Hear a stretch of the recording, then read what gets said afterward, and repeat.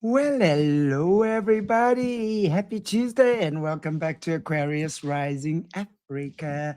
Hope you're all having a wonderful week so far and enjoyed your weekend for sure. I have an amazing new guest with me this evening, morning for you, afternoon, wherever in the beautiful world you are again, right? Great new guest this evening, and I hope I'm pronouncing your name correctly, Jim Sheahan, who's Vietnam vet, and he's going to be talking to us on some of his very ET-ish experiences during his time in Vietnam, as well as being in the secret space program, connection with the mantis beings, stuff like that. Look forward to hearing about that for sure. Just shows you, when Jim and I were having a chat the other day, and of course, being in Vietnam, this stuff has been going on for the longest time. It hasn't just begun now, right? It has been going on for the longest time that they've been doing this on the soldiers, etc. Anyway, I am going to just go through this week's schedule before we bring Jim on. And yes, I know you're all looking forward to meeting him. There's a lot to look forward to. Okay, so as we speak, Jim Sheahan will be on in a few minutes with me. Then, of course, tomorrow, Jessie Zabota, and we're doing a continuation of the Pope and the Catholic shenanigans, so join us for that. Thursday, in the field with Chanti, so join me for the protection patterning series, where we literally realign the nervous system in the body, right? And then, of course, Thursday evening, Dr. Dennis Carroll, we're talking more about vampires and stuff, which I think more and more of us are coming to realize this world is probably currently governed by a bunch of vamps. Anyway, join us for that. Friday, drop in with Chanti, and that's on Aquarius Rising Africa. We are going through, and if you haven't watched the previous shows too on this, please do so. We're looking at the best kept secrets of the deep state, a series by, I'll think of it now, the Swedish group, Free People of Sweden, Free People's Movement of Sweden, I think it's called. But we will be putting up the link. Very interesting. When we're looking at the Rockefellers and the Rothschilds and the money capital of the Illuminati, basically, what's interesting is that the Rothschilds and the Rockefellers are in plain sight, right? But behind them are some nefarious characters, even more nefarious. And when we're looking at the Warburgs and the Wallenbergs of Sweden and Ericsson, now we're starting to see who the players are behind it all. So join us for episode 3 on Friday. And if you haven't already, please check out last week and the week before's Drop In with Chanti episode. And then, of course, another amazing new guest, Michelle Melendez, who currently lives in Hawaii and has been there throughout the fires, etc. And we are going to be talking about the great Maui land grab. Please tune in for that, diarize that, because guys, these are the really important topics that we need to be, really focusing on. Because when you look at, for example, Hawaii, it just feels like yesterday, actually, right? When the fires were happening there. And so much has happened since, and not much is being said about that anymore. So this is what these people rely on, is that we actually forget this, and we hope that Oprah and The Rock have now raised enough money to rebuild homes. But homes are not being rebuilt there. People are still in camps where they're waiting for their homes to be rebuilt. They're dying in there. There's no plan to rebuild these homes. So let's join me for my chat on Friday at 7 o'clock South African time, Central African time, with Michelle Mendez. That's Michelle. And then, of course, Aquarius Rising Sunday again with a Sunday loop where we replay the older shows or the shows that haven't been aired before on Aquarius Rising Africa. So, hello everybody. Nice to see you all. Lisa D, Deborah, Monet. Nice to see you guys. And without any further ado, Jim, welcome to Aquarius Rising Africa. So good to have you. Yeah. Well, thank you. Thank you, Chantal. I didn't know you were so busy every day. Yeah, we're a busy bunch down here in the ass end of Africa, I tell you. You all think that nothing goes on here. My, oh my. I gotta tell you that way. No, I know. I'm just teasing you. I'm teasing you. I'm genuinely teasing you. However, if you don't mind, I do want to say there's a lot cooking in South Africa at the moment. For the longest time, of course, the borders have pretty much been open to every African country on the African continent to come into South Africa. So there has been this huge influx of illegal immigrants. And of course, the local South Africans have been up in arms about it. So on the 30th of June is a huge march going on here, where pretty much every illegal immigrant that has not left the country, the South Africans have given them, and this of course is out of the government's hands, the South Africans have given them until 30th of June to get out, otherwise civil war, basically. And it's such a contentious issue because during the apartheid era, of course, a lot of the black people who were in exile went to the neighboring countries where they were welcomed and obviously protected from the apartheid government. So now all their kids and their ancestors feel they have a right to be here. However, they are illegal. A lot of them are trafficking women and kids.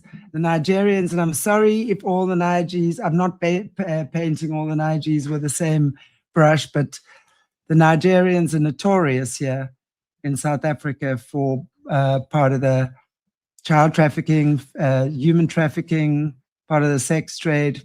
So yeah, keep us in your prayers, guys. It's big what's happening here at the moment.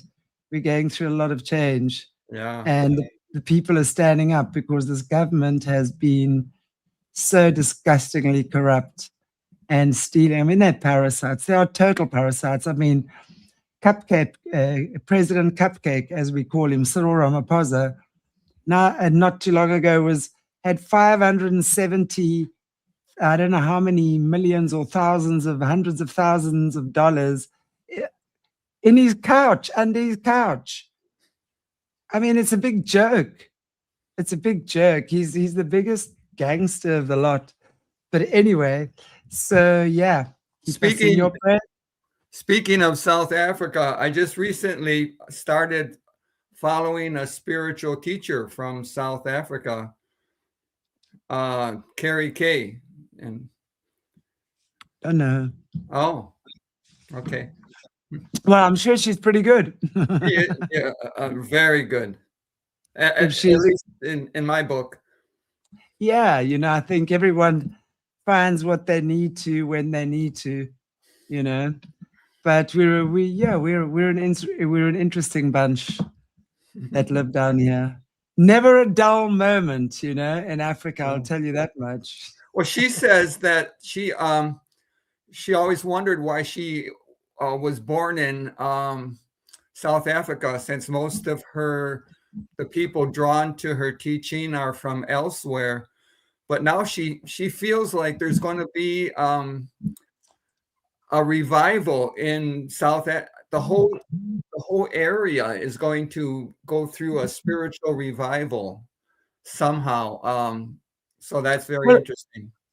I think it's happening now, for sure. It's already happening. You know, it started. And if we look where South Africa is, I mean, we're the most southern tip of the globe, right? So it's almost like the umbilical cord, right? So, and, you know, majority people believe that, you know, life began in Africa. So she's known as Mother Africa. So a lot of us believe, although there's a lot of contention about, you know, who was born here and who wasn't, but basically life began here. So that's why I'm a great believer when everyone comes to Africa or South Africa, they have this amazing desire to want to stay here. It's incredible. People have this incredible, that's why I say to people when they visit for the first time, be prepared to not want to go home, because they don't want to go home. The people weep when they leave here. There's something in the land that calls you, and if your soul heeds that call, this is a very, very beautiful continent, despite what happens and despite all, you know, the attempts at minimizing Africa and the African people. And they're actually incredible people, you know, despite what I don't know, the rumors and the propaganda that's been spread about Africa and African people. But it's an incredible continent. So yeah, anyone who comes here, they know what I mean.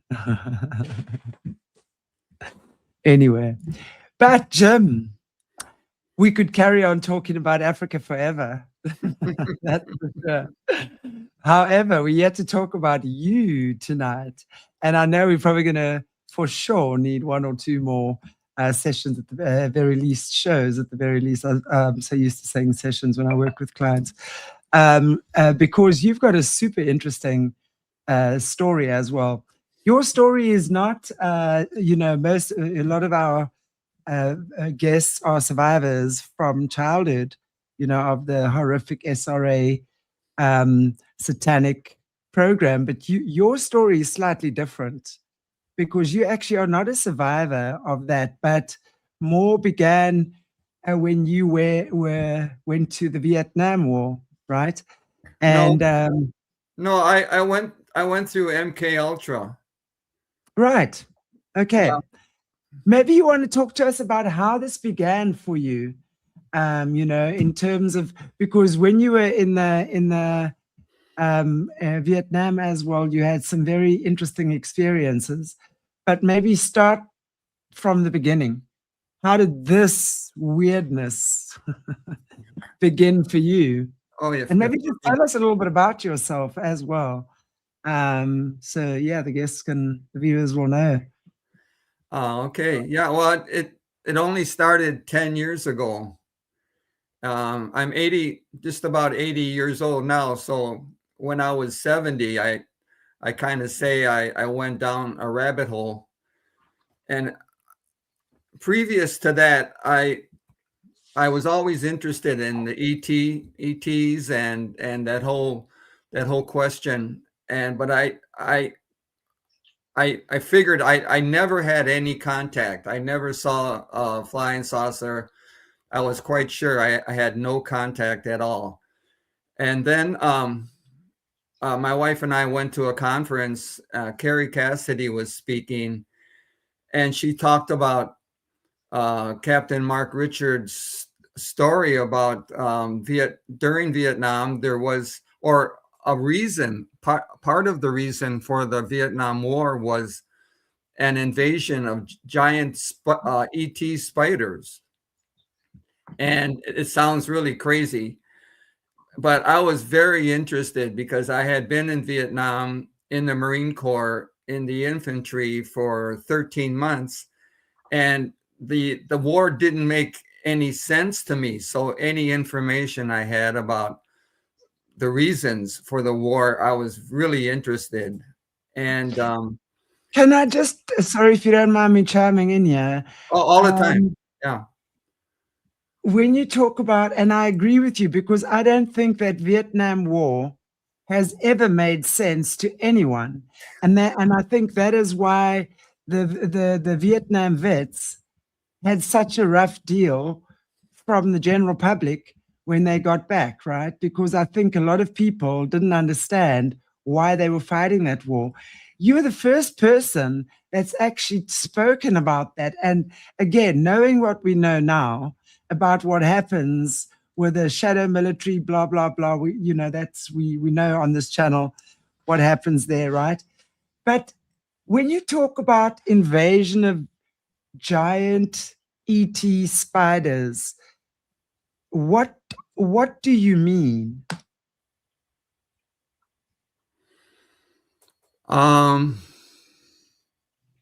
Well, Carrie, she didn't have much information about it. I don't know much more than that statement, and that's what she brought out. And she didn't explain it. I called her up and I said, "Do you have more information on it?"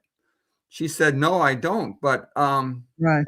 will you come on a show as a Vietnam veteran?" And I think what she wanted was, so I and another veteran, Marine Corps guy, who were at that conference. In fact, he said he had seen a giant insectoid in Vietnam, a giant beetle type of thing. But so I told Carrie about that, and she invited us to come on a show, and she was hoping we would attract other veterans to call in, and I think she was looking for a verification of this whole story.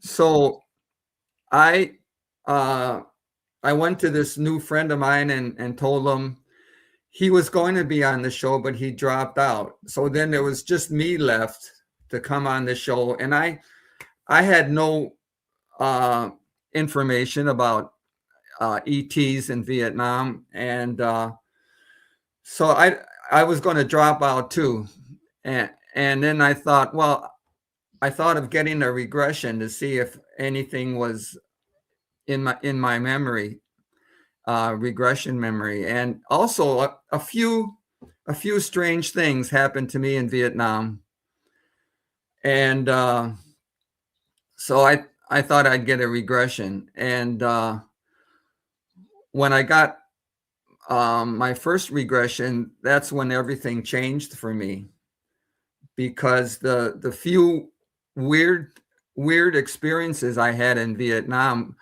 came to be directly related to ETs in Vietnam. But it wasn't an invasion of giant spiders, but it was something totally different. So I can go into that. I would love to hear what you have to say, because more and more this is becoming plausible that it was nothing really from our realm, right? It was probably something from another realm, and they needed soldiers to try and destroy whatever it was, I would imagine. I don't know. Okay, carry on. Yeah, that sounds amazing. So please carry on. Yeah. Well, your part about destroying it was true. I think I'll just sum it up a little bit, and then I'll backtrack and explain it more. But the whole thing seemed to be an experiment, a CIA / off-planet experiment, and a large, a group of these ET insectoids. They were large mantises, were brought in, almost abducted in a way. They were brought in somehow, and they were used in an experiment, and they were destroyed in the process. And so I'm not sure if I should summarize up more or maybe I should go back and talk about my regression. Yeah, let's start there. Let's see what the regression brought up. But I'm just interested to know, When you, by the time you went for your regression, were you aware that you had been MK altered at this point, Oh, or is that no. what the okay? So the regression brought all of this up. Yeah, it brought up all of that. It brought up MK Ultra. It brought up SSP later. So I went on to have 15 regressions. Yeah, and I know you said that one of the ladies you worked with was Misha Johnston. Misha Johnson. Yes, Yeah.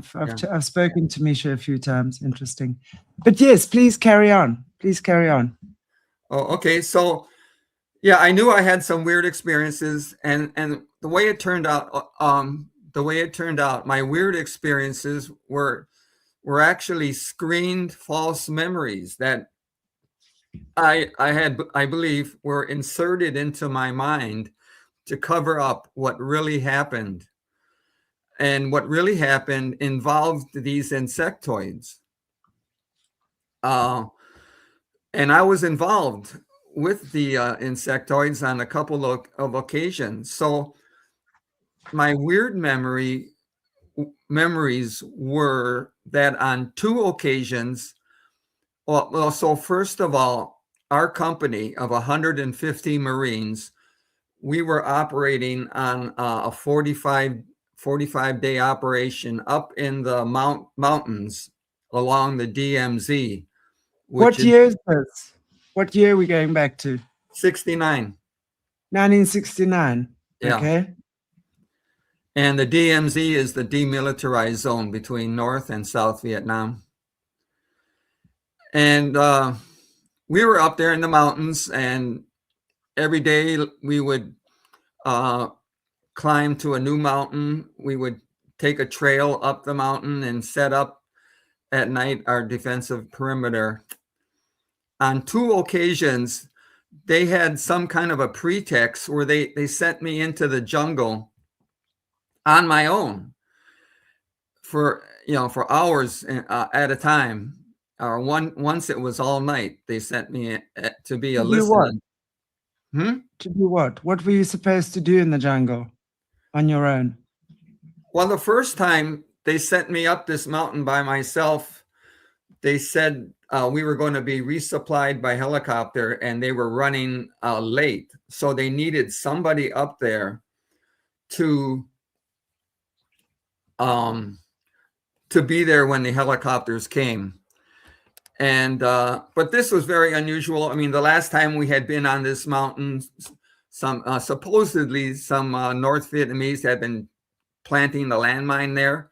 So they really shouldn't send one guy up there, because I could step on the landmine and then I wouldn't make it to the top, and their mission wouldn't be accomplished. Also, it was very strange, because out of all 150 guys, I was probably the weakest link in the whole chain. I was a new guy, and I was dropping out of our daily hikes up the mountain. I had a hard time making it. And so I would be the last guy that you would think would be sent up. So that was very strange. Why would they send me?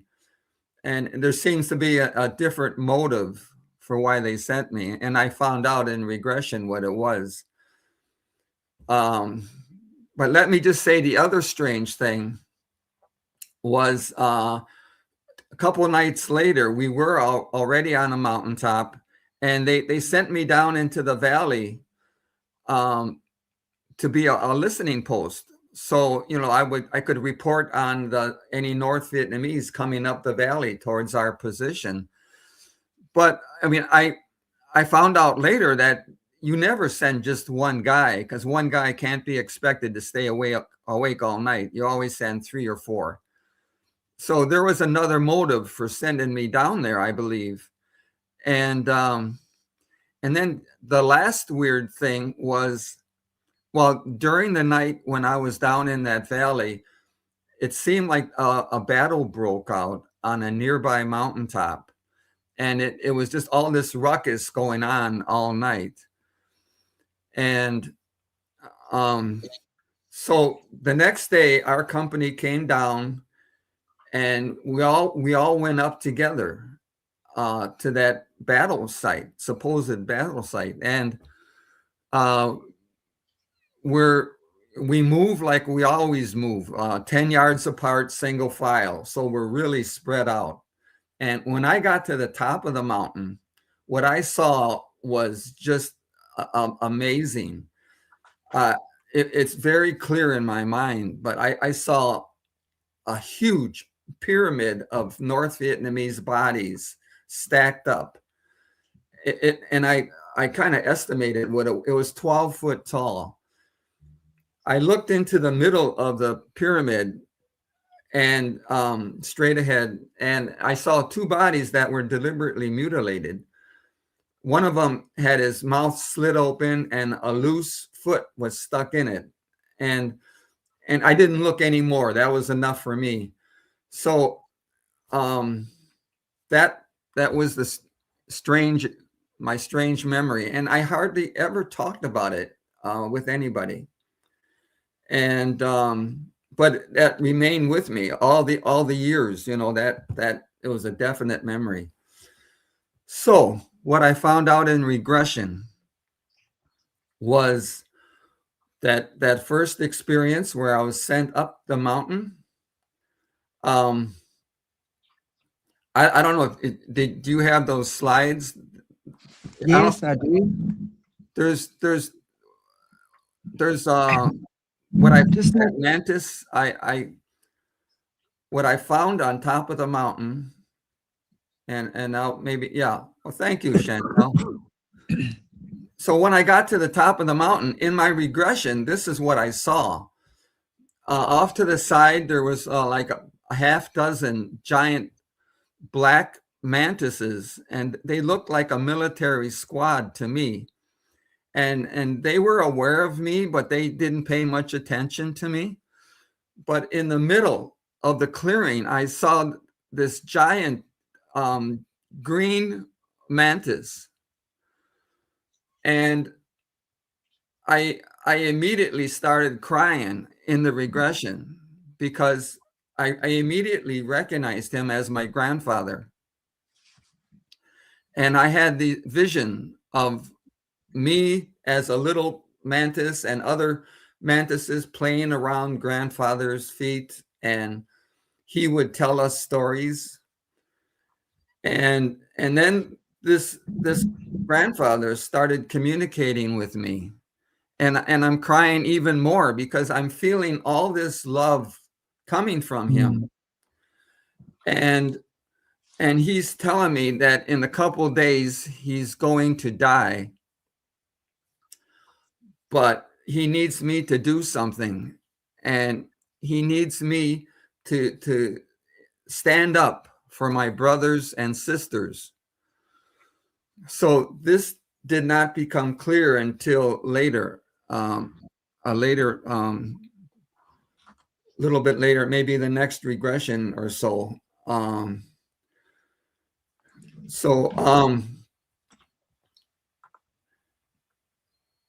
Yeah, if you have the next slide of the light coming out of my head.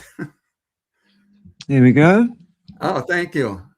So this is what in my regression, this is what I came out from the time where I was sent into the valley to be a one-man listening post. In the regression, it turns out that this is a result of a couple regressions and some other communication, actually with grandfather also. But instead of a battle breaking out on a nearby mountaintop, what it was an ambush of a large group of these mantises. And I think grandfather knew what was happening. But they were ambushed, and what my job to do was to be a portal for their souls as they were killed. So I believe it's a portal to let them go back to where they came from. That it makes, I'm not sure, but I did experience them coming down, and as they came down as light, and they joined the light, a light coming out of my head, a beam of Mm-hmm. light, and it went up. It all went upward. So, grandfather later communicated to me that, evidently because I had lineage with these insectoids, I had life with them, that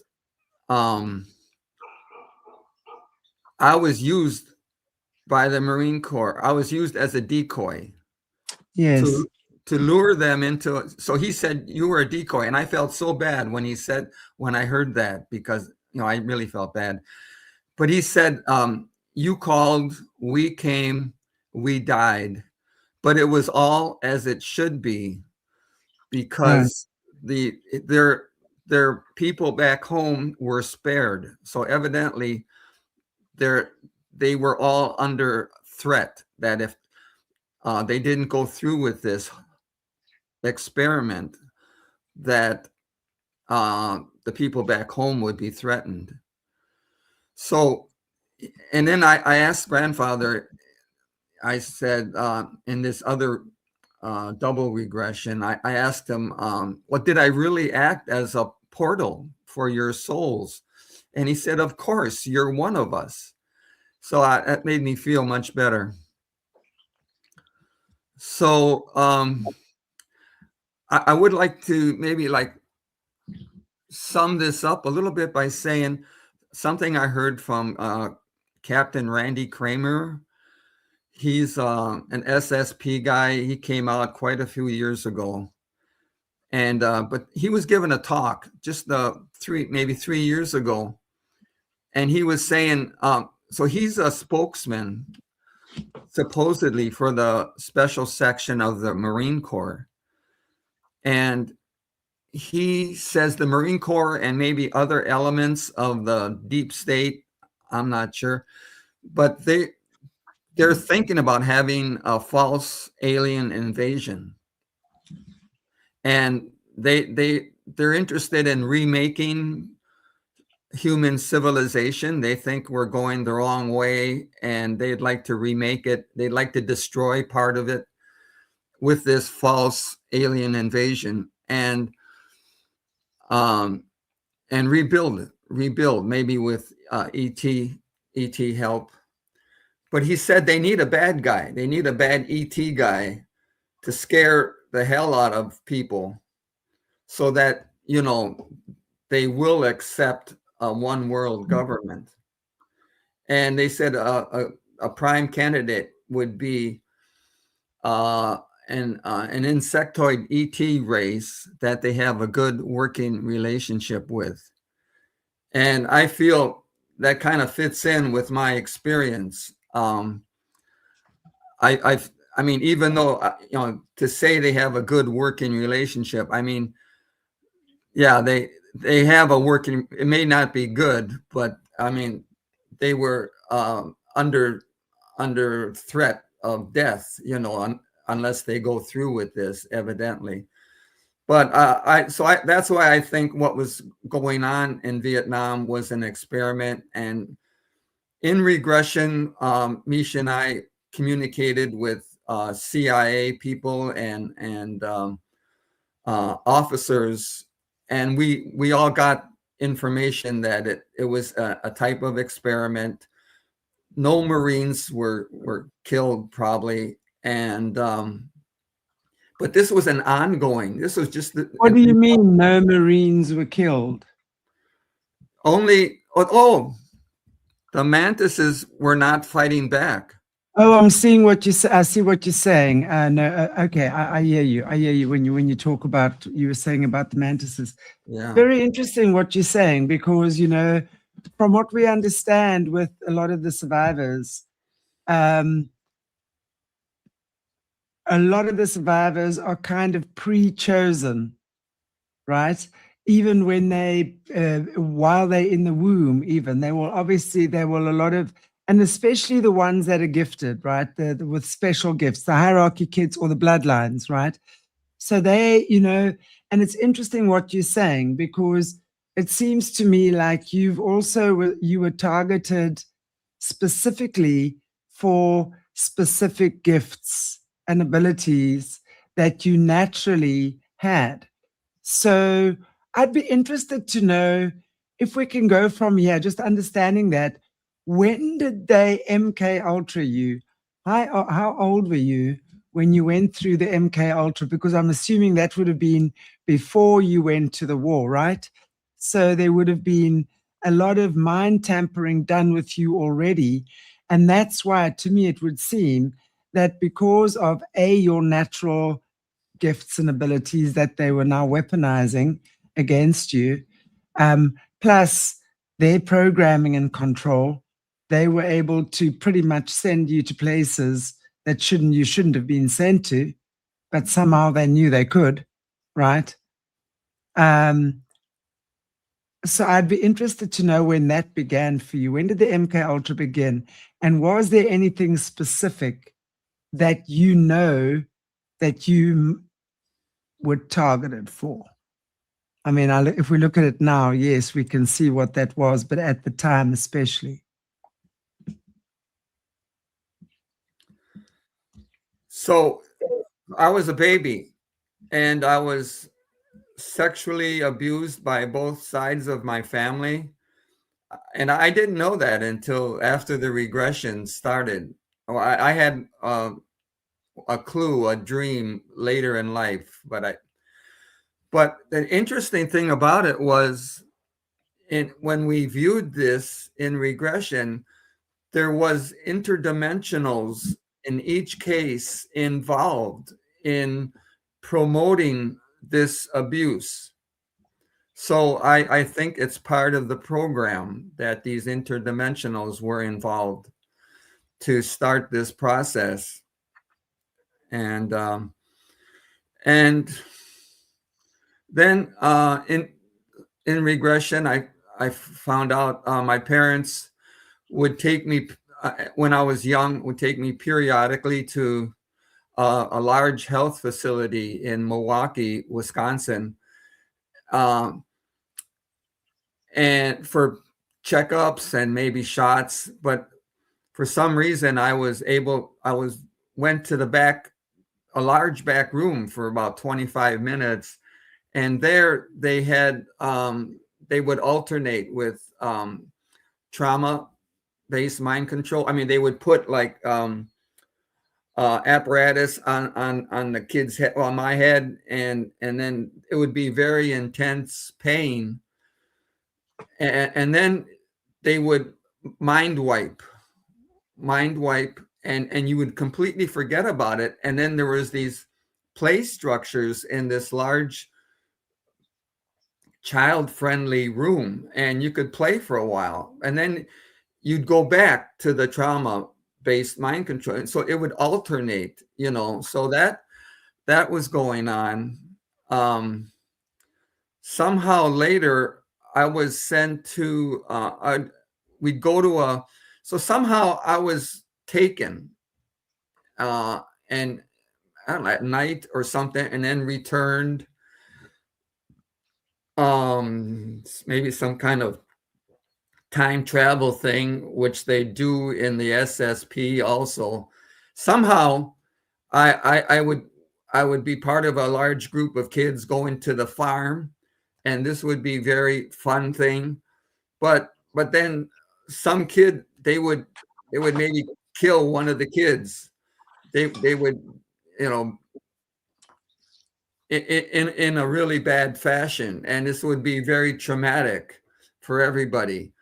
But then somehow we would forget it, And another one time at the farm, or many times, I was allowed to make friends with this what seemed like an ET type of little horse. I made friends with that, but then the time came for I had to kill it, and I think I had to slit its throat. And what Misha thought is that by the time, um, if you can kill something you love, then they know that you're ready for their work. And so I was taken off planet at 9 years old, and I found out I was in the SSP from 9 years old until the time I joined the Marines. And then evidently during the time of the Marines, I was out of the SSP.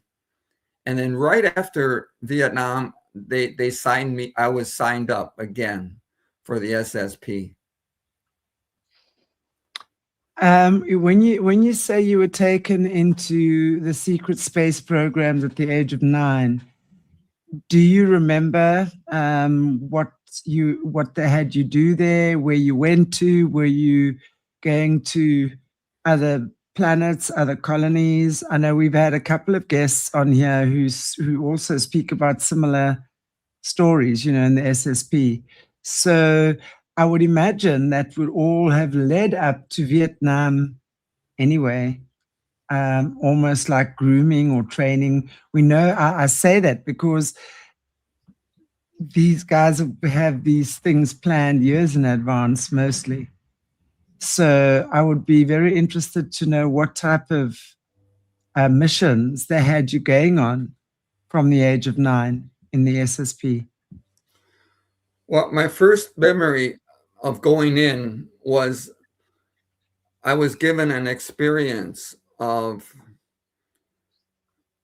well, I'll, I'll, I'll describe it from what I heard from somebody else. They said the Draco have the ability to give you states of experience ranging from total bliss to complete despair. And I feel like I remember this. I had an experience. It was like a dream, a movie, but it was an experience where I was in this universe that maybe it was like a post um anyway, everything had been destroyed in this universe. There was nothing left alive. Apocalyptic state. I think that's what you were trying to say. Post-apocalyptic. Of course. I knew that. And but it was just such an intense dream.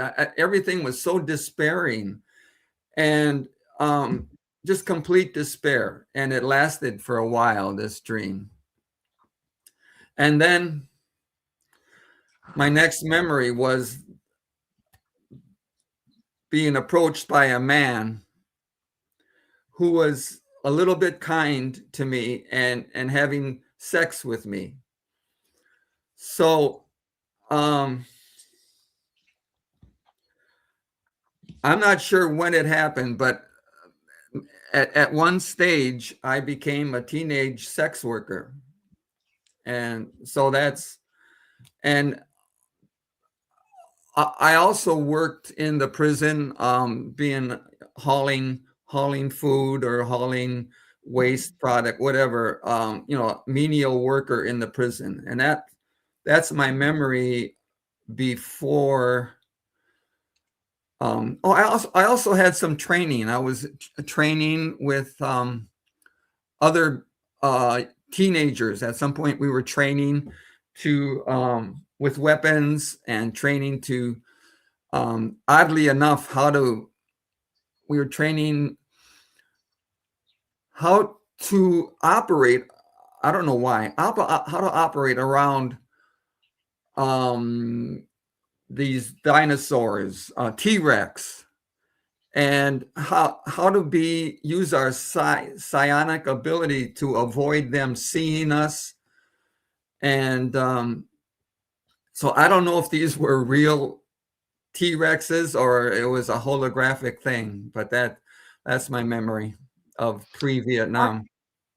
I actually want to ask you about the holographic memories, because I think I've spoken to a few survivors now who have said that part of their experiences, or some of their experiences, were not lived necessarily in the flesh, but experienced holographically, which is as bad, actually. It doesn't make it any less real, right? Because it also affects the nervous system completely. It affects the entire psyche completely, because really at the end of the day, what is real and what's not real, because they make it, right, in that way. Very interesting that, so I mean, the question for me there lies, I believe it's all real. If they put you through that experience and you literally had to fight for your life in any way, means, shape, or form, then that's real. Yeah. Right? It's what you went through. Interestingly enough, in my SSP memories, I did have, and this is one of the lighter memories of my experience, but I was part of a team that went to capture a T-Rex on a planet, and we had technology to do it, and so I don't know if, well, I suppose my training came involved with that, but I think we had a lot of technology to help us capture this T-Rex. But that was part of our program to capture ETs and humanoids, as part of the slave trade. But I'm getting ahead of the story here. Okay, yeah. I mean, it's very interesting, and it makes sense. I'm just interested because there's a lot of speculation about whether the dinosaurs are in fact the dragons. What is your take on that? My take, so I had a double regression with a lady, Olivia James, who acts as a portal for entities to come in and speak. And so I would invite entities to come in that were involved in my regressions and to verify our previous regressions. So I'm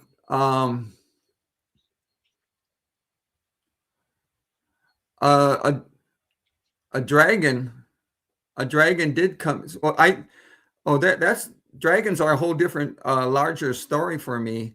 But actually, in this regression, the dragon came in and he said that the Dracos are a genetically manipulated species. Yeah. I mean, you can say that about mankind also.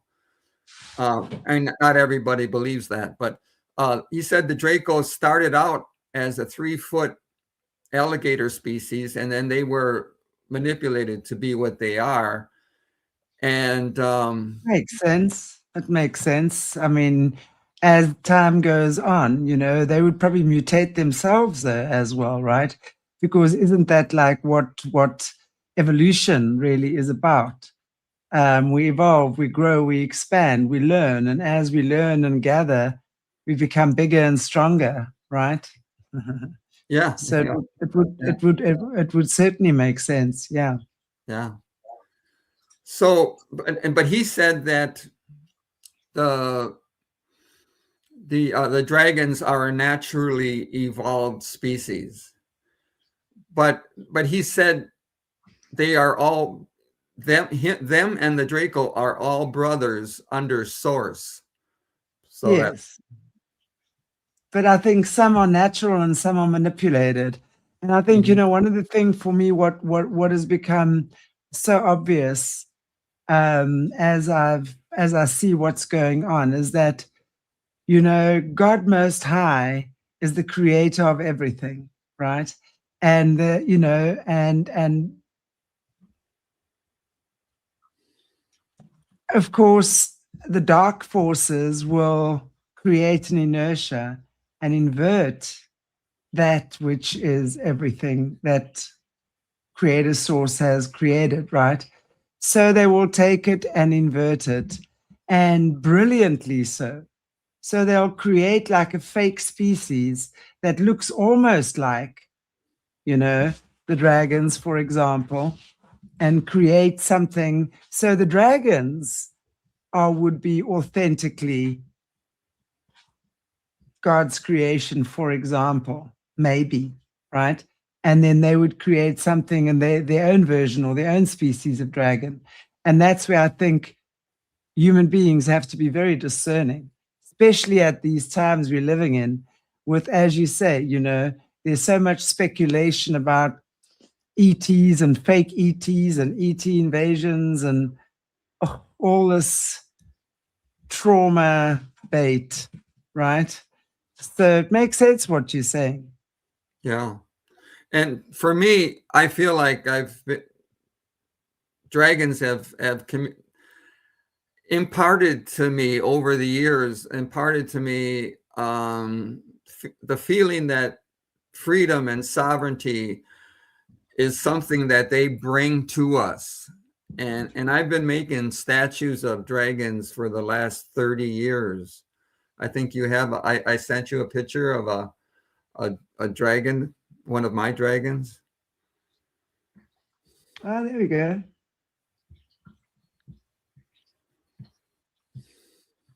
That's my dragon. Wow. You made that? Yes. Wow. I continue to make them, and I want to take them to art and craft fair and market them. That's amazing. Wow. So yeah, I feel like go ahead, Chantel. No, carry on. No, I'm just repeating myself. I feel like they've been communicating.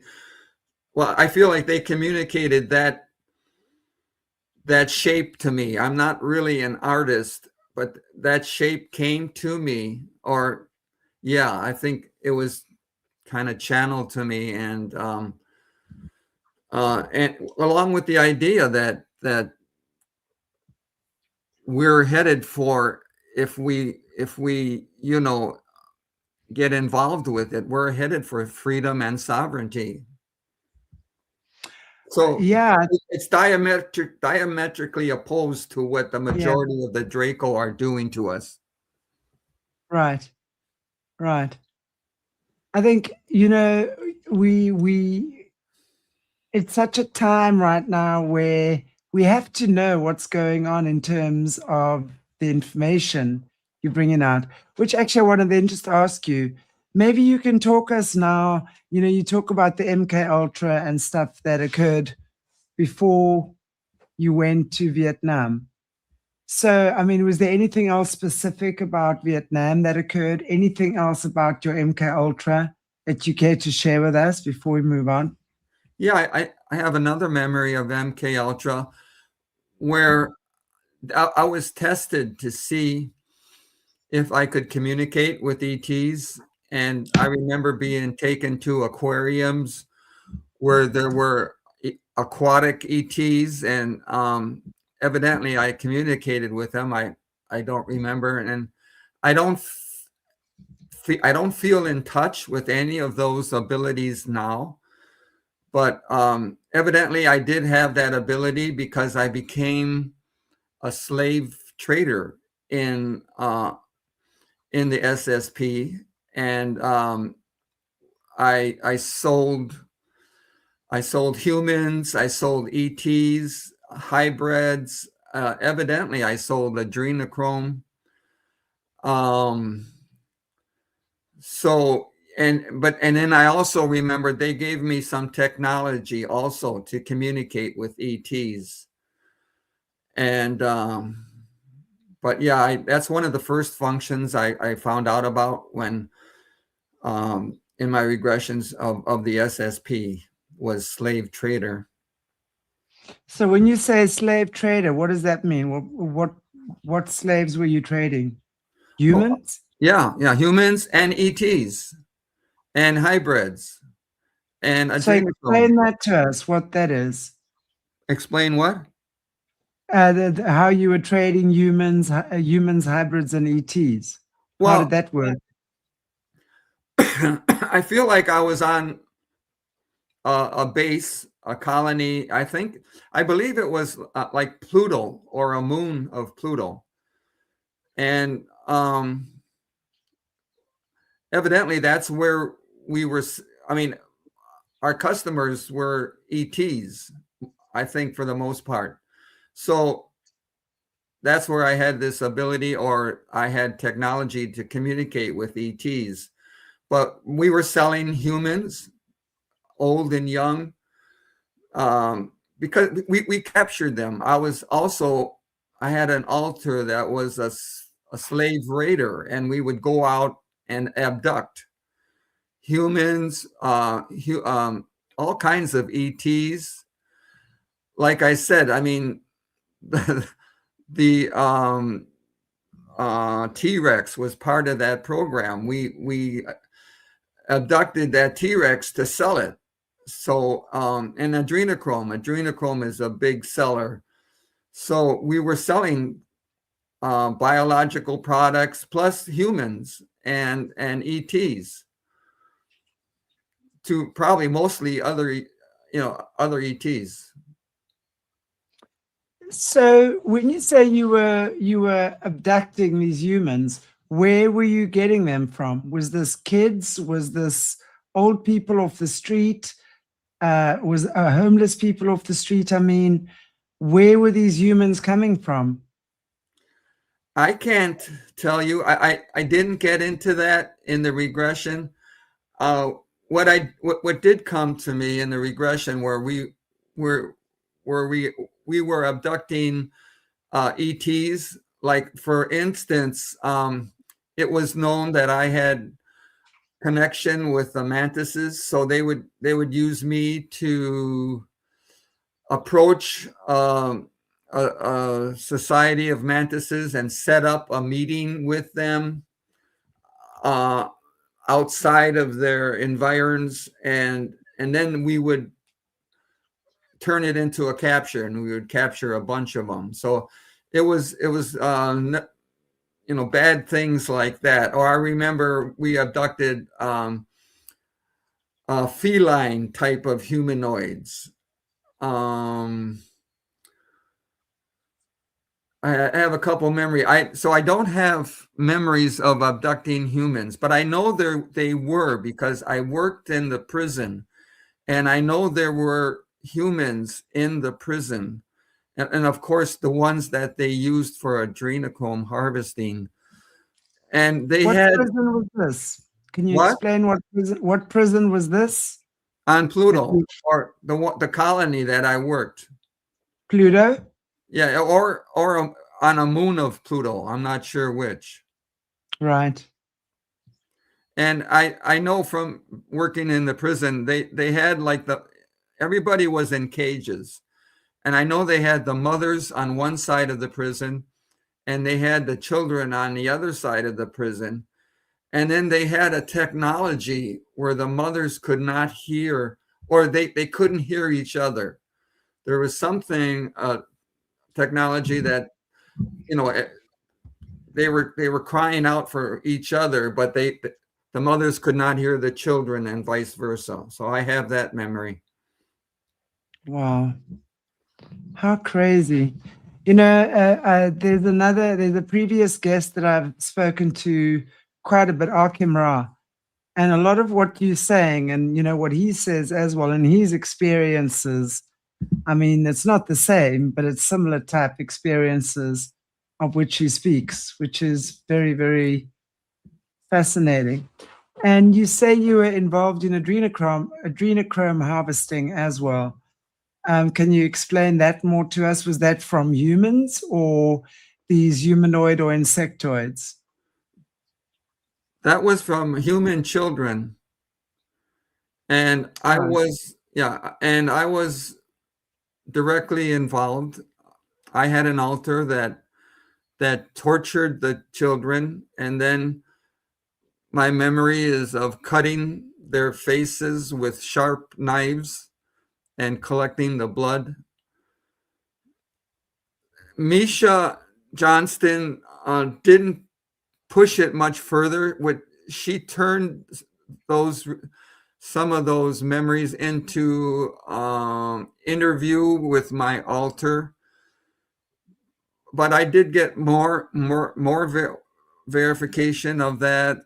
I hired a couple of remote viewers, and partly to verify some of my experiences, and I didn't want them to see the actual harvesting. That would be like a too much of a terrible surprise for them to get onto that. But they did see me as a killer. They described me as a killer, and somebody that operated outside the box, had no boundaries. I had in that double regression, a guide, one of my guides came through and told me that I enjoyed torturing the children, but I have so most of my life I've had difficulty with violence at times arising in me, and I didn't know where that came from. I didn't see my childhood as being violent. Even in Vietnam, I was not involved that much in actual combat, here and there, but I didn't know where this violence was coming from in all my life, and until I've had these regressions, and now I see Wow. why.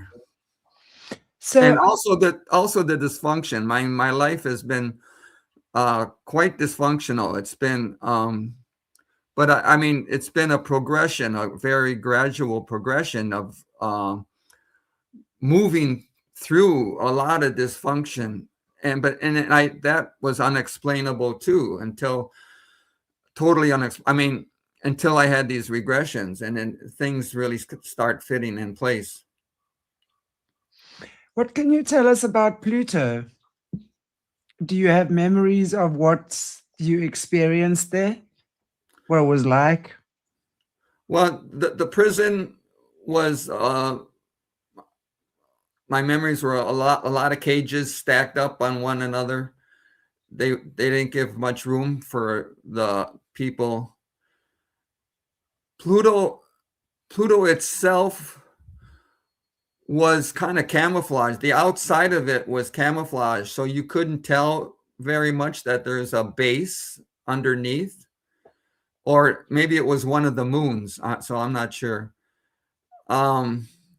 There was the medical room. There was a large medical room, a very large, like under a dome shaped room, and this is where I would take, as a guard, I was a prison guard also, one of my altars, and I would take people there. I would take ETs there to be experimented on, to be hybridized. So I had memories of that large room. And it seemed like the remote viewers saw that large room also, and they saw other ETs in there. They saw we were working with other ETs in this medical facility of the colony. That's kind of about it for now. Wow.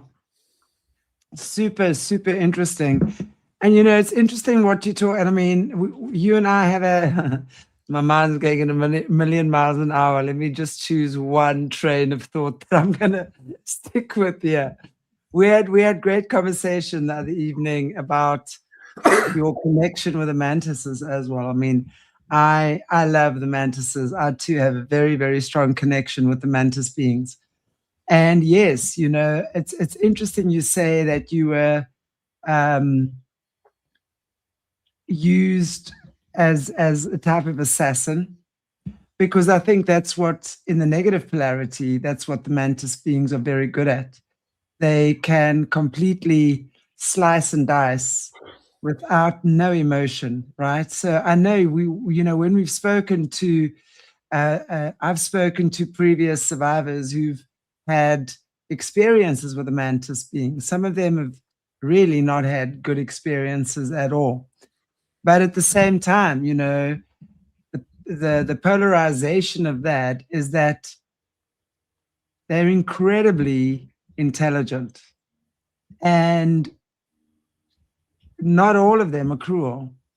There is a beautiful gentleness about them, right? That, as you say, you know, when you were speaking to me about your grandfather, I mean, I completely resonate with that mantis energy, because I have a similar connection to a mantis, my mantis, I call him, right? But highly intelligent, and really, they are the technology, right? A mantis doesn't use something to do something to you. They are the technology themselves. So when used in a cruel way, it's very destructive and slice and dice without any emotion, right? Experiments. But when obviously understood what it's about, it's a very different energy. What's your experience, or I don't know, just anything you'd like to comment on that from your experience working with the mantis beings? Well, it's funny you ask. One thing that's puzzled me, so I've had these experiences with grandfather, and like I say, I've never, well, I didn't say this, but I mean, I never felt love like I did coming from grandfather. Right. But it's a little, I find it more complicated, because so when we had the regressions about my early sexual abuse from my family members, you know, I said they were both instigated by interdimensionals. On one of the occasions, the interdimensional was a mantis. And Misha and I thought, Misha suggested, why don't I ask it who it's working for? It said it's working for grandfather. So that kind of complicates. I don't have an explanation. Well, I do, but it's going to take a long time. So, and I don't think this is the right platform to speak about that explanation, because they really are the polarization of both, right? So, but it's very interesting. It's very interesting, and yeah, we talk about that again. But I'm interested to know. Okay, so from there. This was obviously before you then went to Vietnam, right? All of this stuff was happening prior to Vietnam, that you were having these experiences. Well, I mean, the slave trader was after Vietnam. Right. The prison guard was after the abductor was after Vietnam. And then you said that you went back into the SSP after Vietnam again. How did that happen? That happened. I was leaving Vietnam. I went. Part of the process is to go to Okinawa and be processed out. There, I was taken into an office, and I was invited to join this space program to help humanity. I was told I had a lot of experience with ETs, and I would probably like to continue that. And you know, I guess they appealed to my ego, and I got signed up, and that was it. Wow. And now, are you still engaging in any of that? Where are you at in terms of interdimensional work? I mean, like I say, I've had some contact with grandfather through these double regressions and remote viewing thing. It's it's a loving relationship. I just recently have felt that I kind of identify with something that grandfather said a while back. He said his favorite form to be in is a mantis form, and I identified with that a little bit recently, in that I feel like I'm a representative of a team of mantises that want to help bring about disclosure, and I'm their agent here on Earth. So I don't know if that I have that feeling that could be. Well, you know that the praying mantis is the insect for the Khoisan people, right? It's their national. You want to? It's like their national insect, right? Is the mantis and the Khoisan are synonymous. They're in South Africa. Yeah. And it's very much considered a sacred little creature. Yeah. So very interesting. Wow, Jim, that's super interesting. And I mean, I know we're kind of like going over time here, but is there anything that you still would like to share maybe with our viewers before we call it a wrap for today? I mean, is there anything that I know that these conversations can be quite taxing to go back into the memory bank. So I don't like to lay it on too thick the first time I'm speaking to you. So, but is there anything you would still like to say? Maybe just share with the viewers before we call it a wrap. Yeah, I'd like to say why I want to tell these stories. It's because I believe from my experience, what I've learned in my regression, from my experience, I believe, and also from my research, I believe that we as a planet, as a race, are controlled by off-planet, by interdimensionals, by dimensionals. I believe we've been controlled for a long time, and we're controlled to not even look at the control. And so my purpose is to show the control. And hopefully we can join together and realize that we've been manipulated to fight each other for thousands of years, so that we're distracted and we provide low vibrational energy to these parasitic controllers. Right.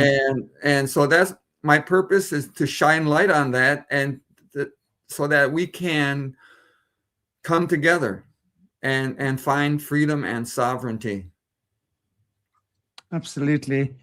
I couldn't agree with you more about that, because every agenda has been about divide and conquer over the years.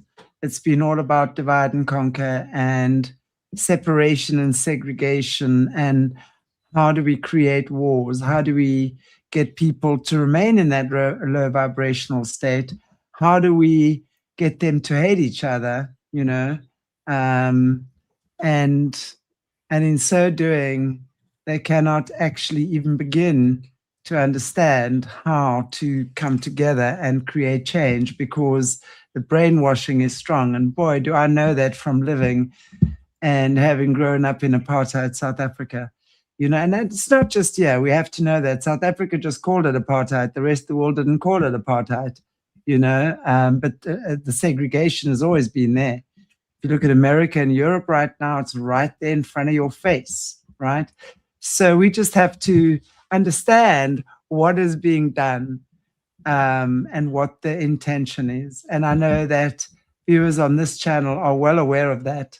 But I love to hear, you know, Jim, stories like yours, where again, you know, we've shown the same thing over and over and over and over again, right? You in Vietnam, I mean, that has never changed. It's still carrying on, right? In the military today, not just in America, everywhere in the world.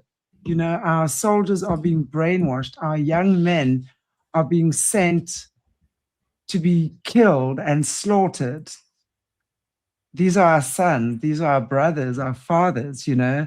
And when we see how they've used war in the past, I mean, for those of you who've been watching my shows with Guy Anderson, I mean, that's exactly how they repopulated the world, is when at the, you know, with all the wars and stuff, when women lost their husbands, their children were very often taken away and they were locked away under the Lunacy Act because they were now deemed crazy after their husbands died and they couldn't look after their children. So then the state took control of their children. And that is how a lot of the kids have actually been orphaned, spread across the world, lost their roots, lost their history, lost their culture. It's really quite an evil agenda, that's for sure. But I look forward to having you back. So, Jim, if you'd like to join us again on Aquarius Rising Africa, we would definitely like to have you back to hear more of your stories. But I'm honored. I'm honored to, yeah, I'd love to come back. That'd be great. So is there anything you'd like to wrap up with? Is there anywhere, I mean, can the viewers get hold of you anywhere? Do you work with any, I mean, are you seeing people? Do you consult? Anything where people can get a hold of you? Well, I have a book. It's called From Draco to Dragon, from Darkness to Light, and it's on Amazon. And do we have that in the link, by the way? I don't know if I gave that to you. Okay, I think we must just check that out. From Draco to Dragon, From Darkness to Light on Amazon. Right. Okay. And then we can just put the link in there for you, so people can. What's your book about? Tell us about it. It's about everything I was talking about. Right. But and then my experiences with finding light after the dark experiences, my experiences with finding light. And so it kind of, it's partly about the darkness is not something that the darkness can maybe plays a role in our creation in helping us to find the light. Maybe we have to walk through the darkness to find the light. Yes, so definitely. Stuff like that. It's amazing. Thank you so much. And we look forward to having you back. Ah, Lisa D, you're such a little rock star. Thank you. There we have it. There's the link for Jim's book. I can give my email. I'm on Facebook under James Sheahan. Maybe that. Facebook under James Sheahan. Okay, there's your turn. I give my email too. So it's it's jim.sheahan@gmail.com. Perfect. Thank you. And we look forward to, yeah, I agree. In Germany, there's heavy persuasion to get, teenagers into war, of course. It lowers the vibration completely. It's a complete mass soul harvesting. That's what they do. And then because those souls have died in such traumatic circumstances, often, I mean, can you imagine when there's a bombing or an explosion or people's limbs are being ripped off and what have you? It's very traumatic. Those souls remain in a low vibration. And unless, we understand what's going on, we have to realize that's why the war is being perpetuated. Anyway, thank you so much, Jim. Pleasure to have you here. Look forward to having you again. Watch the space, everybody. And thank you, everybody, for joining me and joining us. Always fantastic to have these wonderful conversations. And, there's so much craziness in this world that has been blocked from our sight and our vision that's been going on behind the scenes. And this is why we really appreciate, Jim, you stepping forward and sharing with us. Look forward to seeing you soon. Take good care, everybody. God bless you all. And I will see you tomorrow with Jessie. But until then, stay cool, stay calm. If this broke something open, if you recognized yourself in the testimony, if your body responded before your mind understood, the next step isn't more information. It's pattern work. Decode what your nervous system built to survive. Dismantle the story that keeps it running. Reorganize through the body and choose, actually choose, from the person you're becoming, not from the pattern that formed when you were too small to choose. That's Solutions. Link below. The body is the record. Let's listen.